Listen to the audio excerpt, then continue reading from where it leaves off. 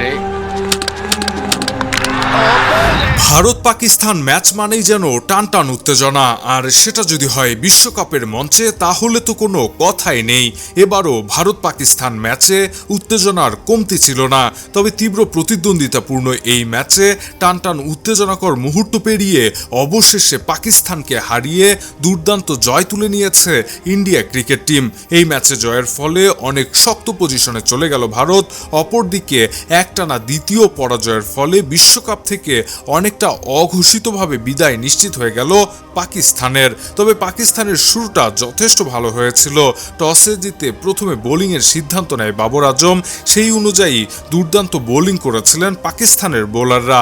মাত্র 19 ওভারে ভারতকে 119 রানে অল আউট করে ফেলে পাকিস্তানের বোলাররা।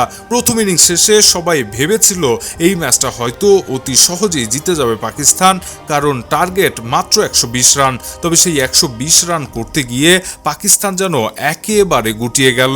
মিডল অর্ডারের ব্যর্থতায় নির্ধারিত 20 ওভারে মাত্র 113 রানে অল আউট হয়ে যায় পাকিস্তান। এর ফলে মাত্র 6 রানের জয় পায় ভারত। তবে এই জয়টাও ভারতের কাছে অনেক বেশি মূল্যবান, কারণ একে তো চিরচেনা প্রতিদ্বন্দ্বী পাকিস্তানের বিপক্ষে ম্যাচ, তার উপরে আবার এবারের বিশ্বকাপে একেবারে খাদের কিনারায় পড়ে আছে পাকিস্তান। সেখান থেকে অনেকটা ঘাড় ধাক্কা দিয়েই পাকিস্তানকে বিশ্বকাপ থেকে বিদায় করে দিল ভারত। দর্শক, বিশ্বকাপ ক্রিকেটের এমন আলোচিত খবরের ভিডিওগুলো সবার আগে পেতে এখনই সাবস্ক্রাইব করে রাখুন ইবিডি নিউজে। সেই সঙ্গে আমাদের ফেসবুক পেজটিতে ফলো করে দিতে ভুলবেন না। কথা হবে পরবর্তী ভিডিওতে, সে পর্যন্ত ভালো থাকবেন। ধন্যবাদ।